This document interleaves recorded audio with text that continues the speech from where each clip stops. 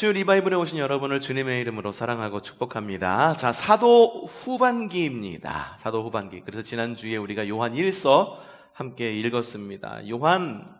사도 요한 하면 사랑의 사도라고 이야기를 합니다. 그래서 요한 1서를 읽으면 하나님의 사랑, 형제 사랑 뭐 이런 것을 이야기하고 있습니다만, 이 당시가 평안해서 야, 우리 평안하니까는 이제 하나님을 사랑해도 돼. 모든 걸 싸워 이겼으니까 이제 형제 사랑할래. 그게 아니라 그 당시 상황이 어려웠음에도 불구하고 하나님 나라를 살아가기 위해 하나님을 사랑하고 형제를 사랑하라고 이야기하는 거예요. 좀 더 우리 주일 설교 말씀 빌려오자면은 주님을 추앙하고 형제를 추앙하는 것. 사랑으로는 부족해. 이제 좀 함께 추앙하자는 그런 내용을 담고 있는 것을 볼 수가 있어요. 이 시기는요, 어려워요. 로마의 박해가 극심해집니다. 사도들이 순교를 당하고 이단들이 난립을 해요. 그러다 보니까 교회에 난립해 있는 그 문제들이 굉장히 난립하게 됩니다.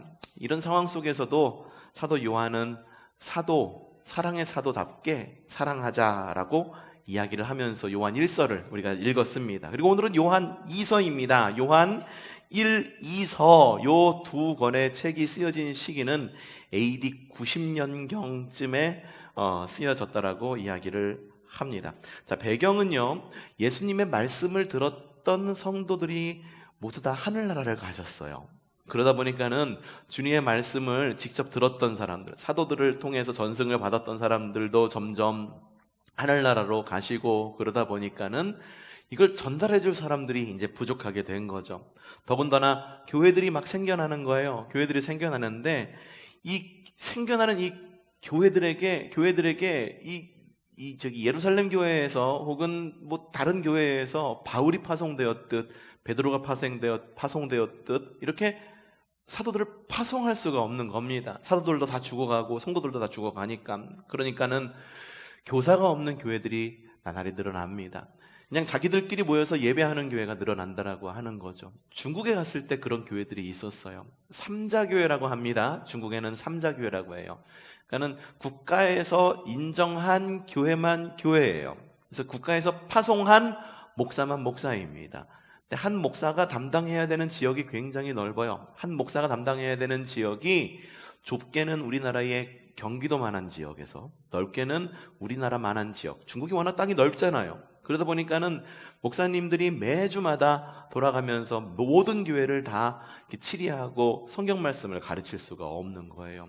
그러다 보니까는 교회는 있어야 되고 주일은 지켜야겠고, 그래서 그 안에 자생적으로 이렇게 교회들이 생겨나고 자기들끼리 성경에 대해서 잘 알고 있는 사람을 이렇게 선택을 해서 성경을 가르치는 그런 지역에 있는, 지방에 있는 교회들이 있곤 해서 씁니다.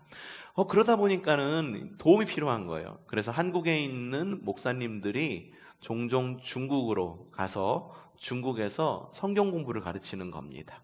그리고 중국에 가서 성도들을 위해 기도하고 집회도 열고 그런 기억이 제가 있었습니다. 대략 거의 이것도 한 20년 전인데 지금은 또 어떻게 바뀌었는지는 몰라요. 그래도 아직까지는 중국이 공산국가이기 때문에 종교적인 어떤 그런 것들이 아직까지는 풀리지는 않았을 거다라는 생각이 들어요. 더군다나 공산당의 아주 강력한 제재, 코로나로 인해 가지고선 아주 도시 하나를 봉쇄해버리잖아요. 봉쇄해서 아예 사람들이 못 움직이게 막 그렇게 해버리니까는 종교라고 다를 것이 있을까? 기독교라고 다를 것이 있을까? 심지어는 얼마 전에 몇 년 전에 들려오는 소식은 중국 공산당을 최고로 섬기지 않는 교회는 십자가를 다 떼어버리고 교회를 부숴버린다라고 하는 이야기까지 들리기도 하더라고요. 그래서 가면은 직접 가보지는 못했습니다만 십자가보다 앞서는 것, 주님보다 앞서는 게 공산당. 그래서 공산당의 통제하에서 있지 않는 교회들은 문을 닫게끔 만들어놓은 공산당의 명령으로 다 부숴버리는, 교회뿐만 아닙니다. 절도 마찬가지, 천주교도 마찬가지. 그래서 소림사가 문을 닫을 위기에 놓여 있다. 소림사 정말 있는 데입니다. 호이 소림사 문을 닫을 위기에 있다라는 뉴스까지도 난 것을 몇 년 전에 본 적이 있습니다. 교사들이 없어요. 목사들이 부족해요. 그러다 보니까 그곳에서 자기들이 서로 아는 지식을 나누고 하는 그런 분위기가 만들어진 거죠. 그러다 보니까는 중국 내에 이단들이 자꾸만 생겨나게 됩니다. 성경에 대해서 잘못 알고 그리고 잘못 해석하고. 그러니까 이 당시 AD 90년쯤에 있었던 초대교회도 역시 마찬가지예요. 교사들이 없고 목사들이 파송이 되지 않고 이렇게 신학을 배운 목사들이 없고 그러다 보니까는 자꾸만 거짓 교사들이 나오게 되는 겁니다. 거짓 교사들이 나와서 자기 뜻대로 복음을 바꿔서 이야기하고 신학을 막 만들어서 막 하고 신학을 만들어서 포교하는 거, 그게 이단이에요. 자기 입맛에 맞게 싹 바꿔가지고서 포교하는 것. 우리 가운데가 아니죠. 교회 밖에 있는 우리 사회 가운데에 있는 이단들도 역시 마찬가지입니다. 자기 입맛에 맞춰서 교리를 바꿔요. 성경을 짜집기 해가지고 자기 교리를 만듭니다. 그래서 여러분 그분들하고 이야기를 하면은 여러분 순식간에 훅 하고 넘어가는 경우도 있어요. 나는 잘 믿고 있어. 20년, 30년 신앙 유지하고 있어 라고 그래도 그 이단들하고 이야기하면 훅 하고 넘어갈 때가 있어요. 다른 거 갖고 이야기하지 않아요. 성경 들고 이야기하기 때문이죠. 그래서 요한 1, 2서에서는요 거짓 교사들에 대한 불의를 경고합니다. 야, 그들 따라가면 안 돼. 나쁜 사람들이야. 그리고 성도들을 격려합니다. 그래, 이렇게 힘든 가운데 있지. 잘 이겨내렴. 이렇게 이야기하는 것을 볼 수가 있습니다. 요한 2서 1장 10절에서 11절. 자, 가짜를 경계하라. 자, 읽어봅시다. 시작. 누가 여러분을 찾아가서 이 가르침을 전하지 않으면 그 사람을 집에 받아들이지도 말고 인사도 하지 마십시오. 그에게 인사하는 사람은 그가 하는 악한 일에 동참하는 것입니다. 요한은 분명히 사랑의 사도예요. 그래서 모든 사람을 다 품어줄 것처럼 막 우리가 그런 생각을 가지고 있잖아요.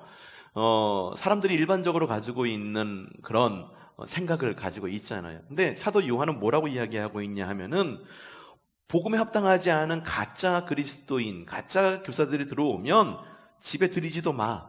인사도 하지 마. 같이 인사하고 같이 교제하는 사람은 악한 일에 동참하는 사람이야 라고 이야기를 하고 있는 거예요. 사랑의 사도라고까지 이야기하는 것이 믿겨지지 않아요. 진리가 아니다 싶으면 강력하게 끊으라 라고 하는 겁니다. 성도의 교제는요 어디까지나 예수님의 진리와 사랑 안에서 하는 것이 성도의 교제입니다.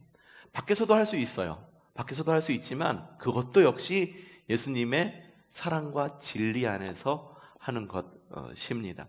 진리의 문제가 우리 가운데 주어졌을 때, 복음이라고 하는 문제가 우리에게 주어지었을 때 우리는 어떻게 반응해야겠냐는 거예요. 그냥 좋은 게 좋은 거라고 다 들어주고 있어야 되는 걸까? 아니면은 사도 요한의 말씀대로 끊어버려야 맞는 걸까? 사도 요한의 말씀에 우리가 지혜가 있었으면 좋겠어요. 여러분 가지고 있는 신앙, 오늘 새벽에도 말씀을 드렸지만 믿음은 가만히 놔두면 잘 익어서 맛있게 익은 장이 되는 게 아니라 썩게 되어서 냄새가 지독하게 변합니다. 그러니까 진리를 지키는 데 있어서는 우리가 지혜롭게 우리가 처신해야 될 필요가 있는 것이 아닌가라는 생각. 여호와의 증인님 똑똑 두들겨요. 그러면 어떻게 하시겠습니까? 이 더운데 복음 전하느냐고 이단이라도 돌아다니고 그래서 물 한 잔이라도 줄까요? 하고 문을 열어줘야 될까? 문을 열어주지 말아야 될까?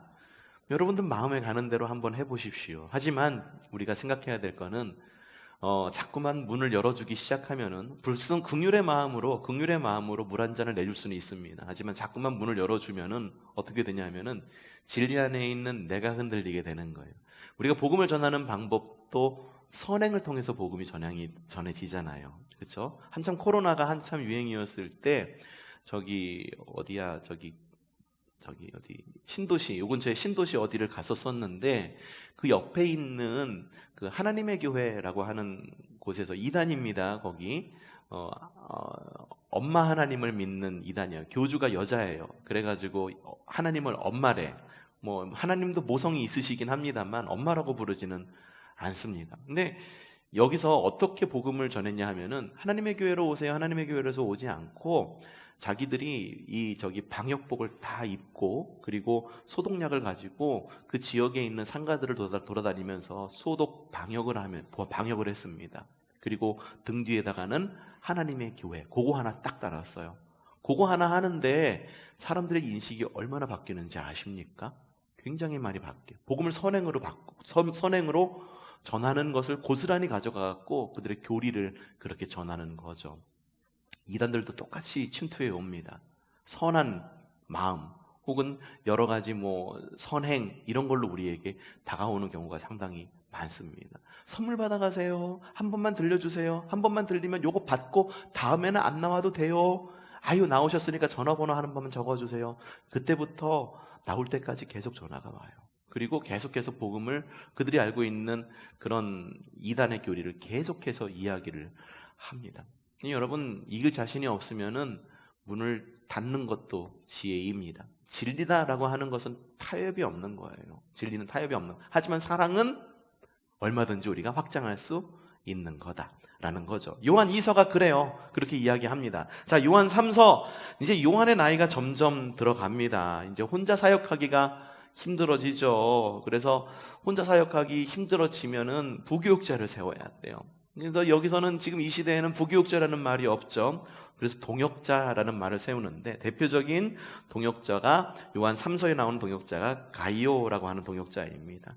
이 가이오는 굉장히 순수한 사람이었었어요. 복음에 대한 열정도 있었던 사람이었어요. 그래서 요한이 순회 선교를 다닐 때 필요한 공급을 해주었던 사람이 가이오라고 하는 사람이었었어요.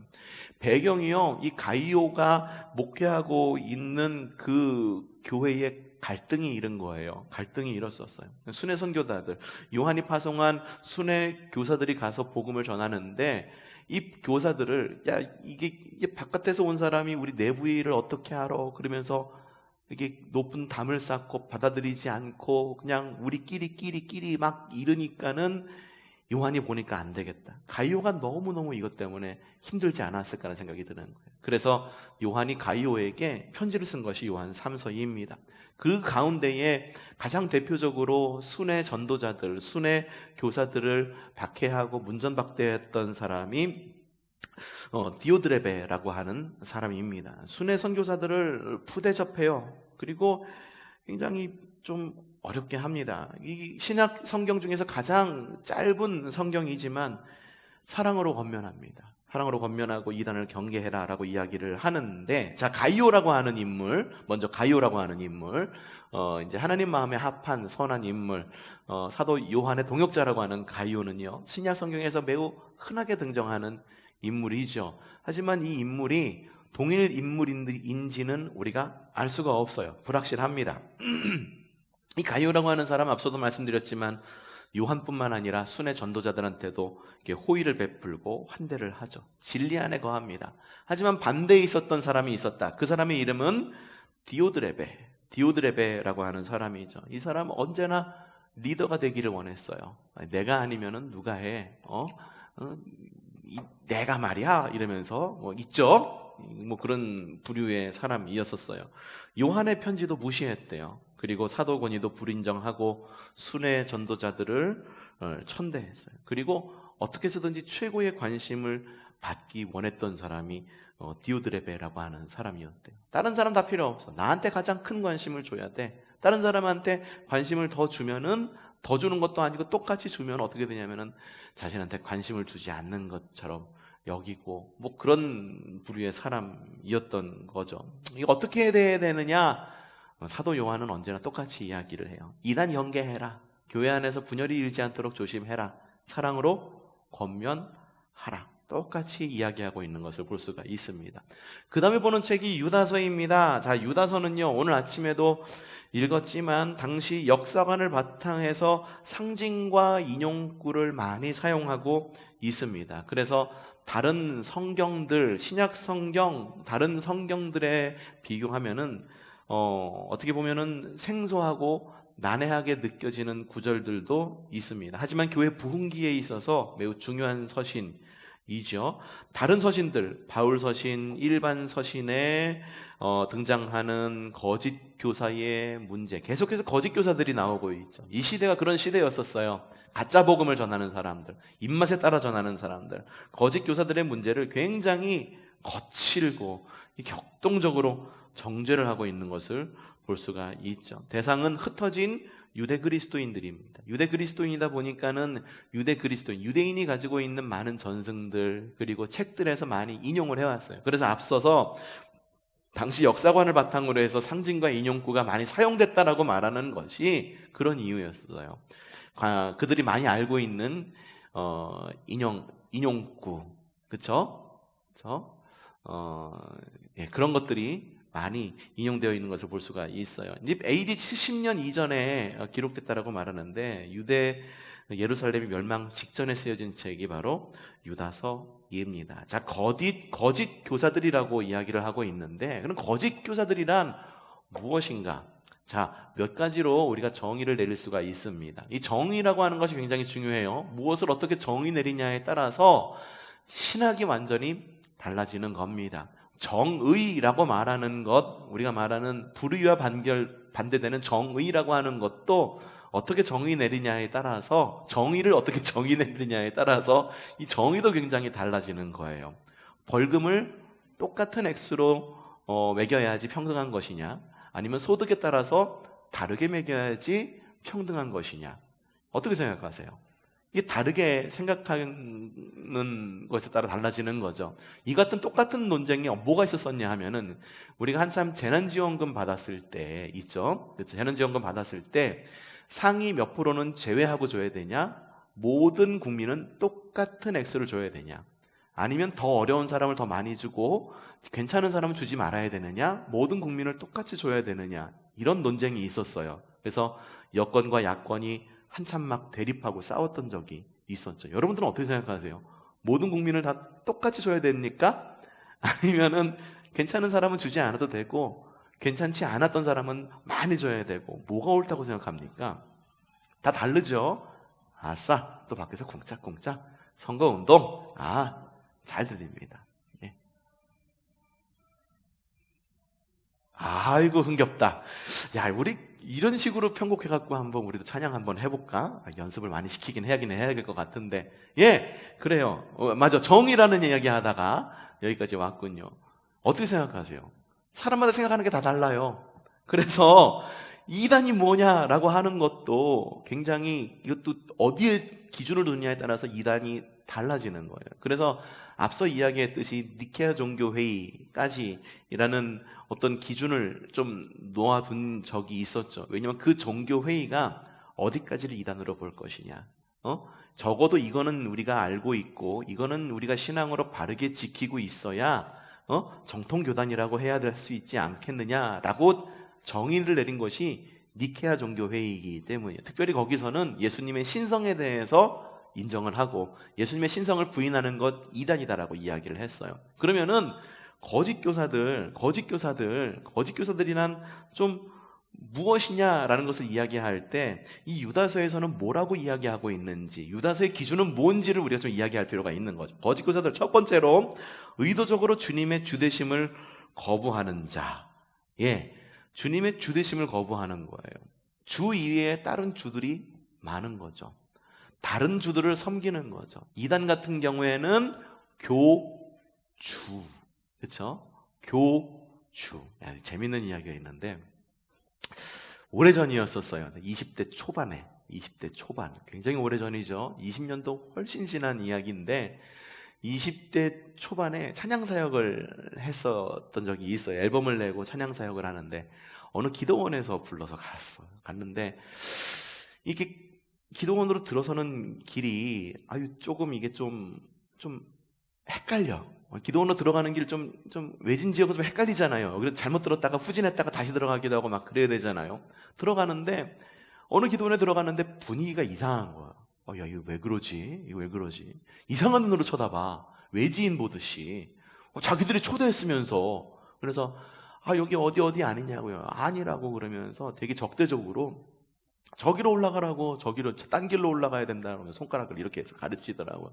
그래서 잘 찾아가갖고 CCM 집회, 찬양 집회를 갖다가 다 끝마쳤어요. 그리고 나서 거기서 공개해주는 음식을 맛있게 먹었죠. 쌈에다가 불고기를 탁 넣고 입에다가 막 먹고 있는데 밖에서 갑자기 웅성웅성 하는 소리가 들리는 거예요. 알고 보니까는 그 기도원 그 아래, 우리가 길을 잘못 들었던 그 기도원에서 무슨 일이 일어난 거예요. 이게 무슨 일인가 하고 밖에 나가 보니까는 사람들이 막 일어서 막 환호하는 거예요.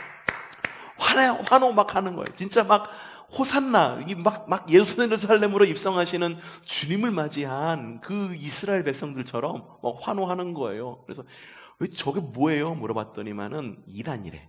이단들이 거기서 집회를 하고 있대요. 그게 뭐냐면은 그게 서울에 있는 구로에 있는 만민 땡땡 교회 아시죠? 이단입니다. 거기 구로동에 있는 만민 땡땡 교회에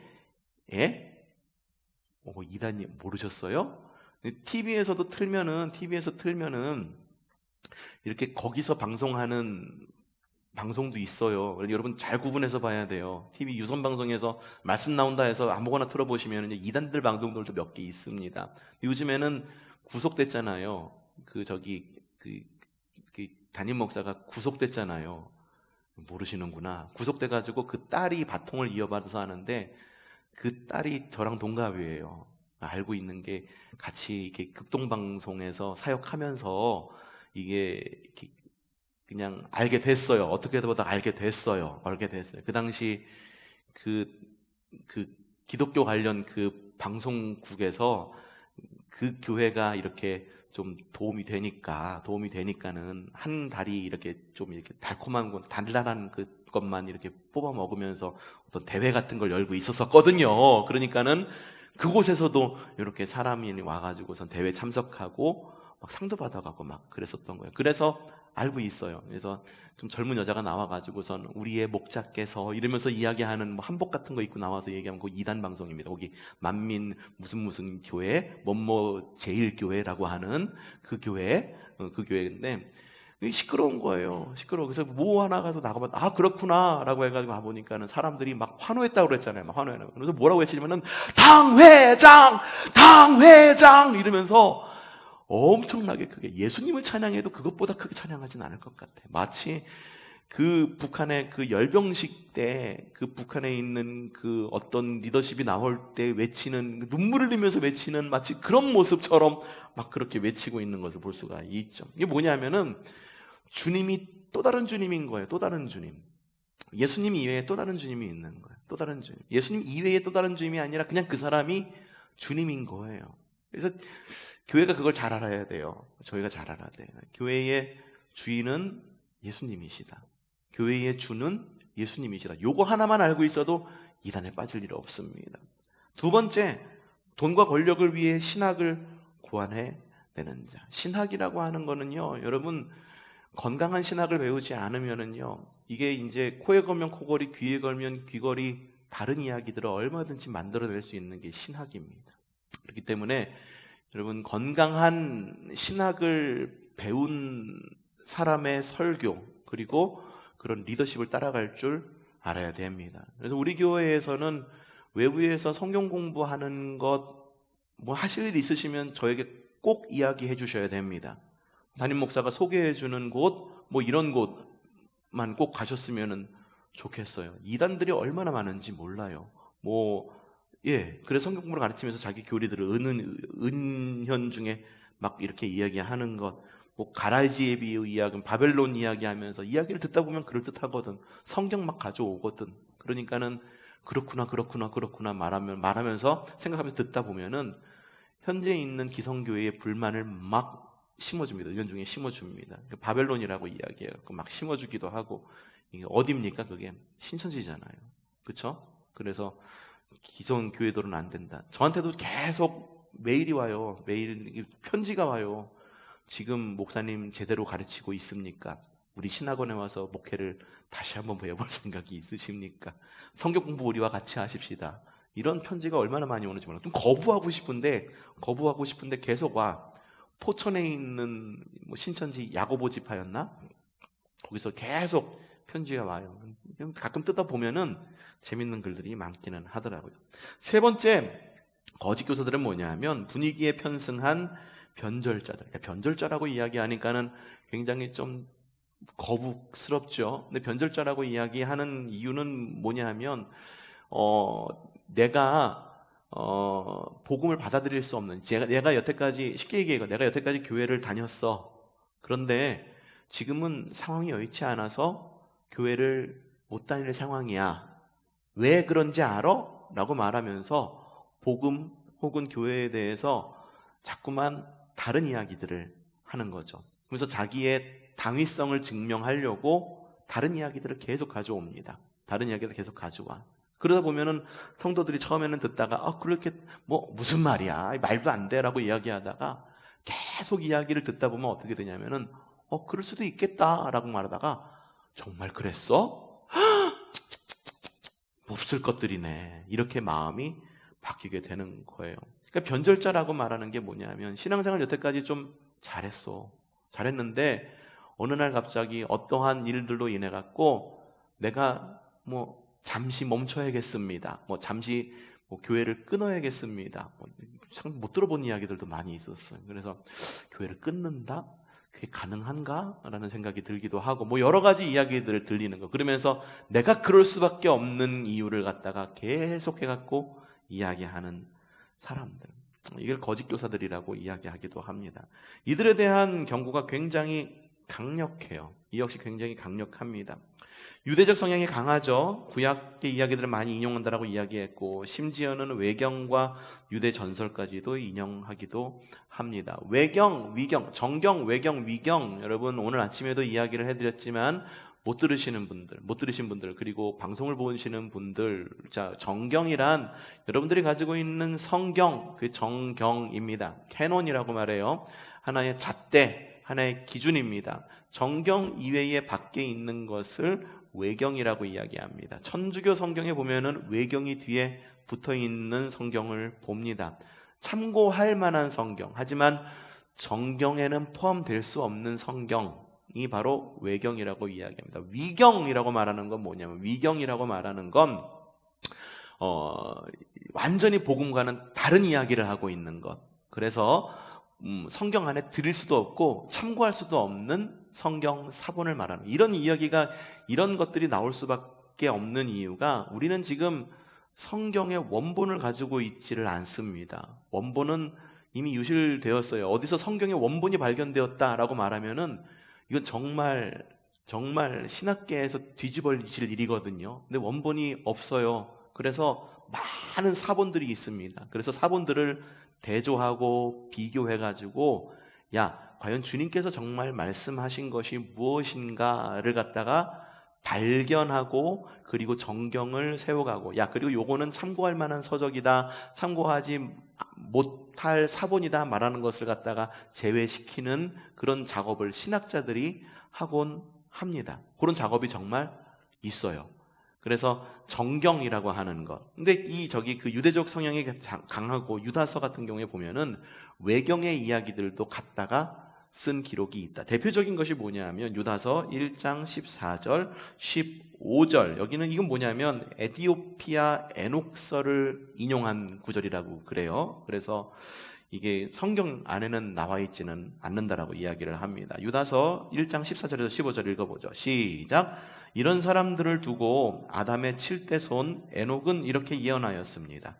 보아라, 주님께서 수만 명이나 되는 거룩한 천사들을 거느리고 오셨으니 이것은 모든 사람을 심판하시고 모든 불경건한 자들이 저지른 온갖 불경건한 행실과 또 불경건한 죄인들이 주님을 거슬러서 말한 모든 거친 말을 들추어내어서 그들을 단죄하시려는 것이다. 요 말은 성경 정경 안에는 들어있지는 않습니다. 하지만 외경인 에디오피아 에녹서에는 들어있는 말씀, 요걸 갖다가 가져와서 사용하기도 했다라고 하는 것. 그러니까 유다서는 굉장히 좀 독특한 책이에요. 신약 성경 가운데도 독특한 책이고, 독특한 언어, 그 독특한 이야기들이 들어있는 것이 유다서입니다. 궁금하시면 읽어보시면 되세요. 오늘 새벽에 우리 한번 읽어보기는 했는데 궁금하신 분들은 다시 한번 처음부터 읽어보면 한 장밖에 되지 않습니다. 그러니까 한번 읽어보시면 도움이 되실 것입니다. 오늘은 여기까지.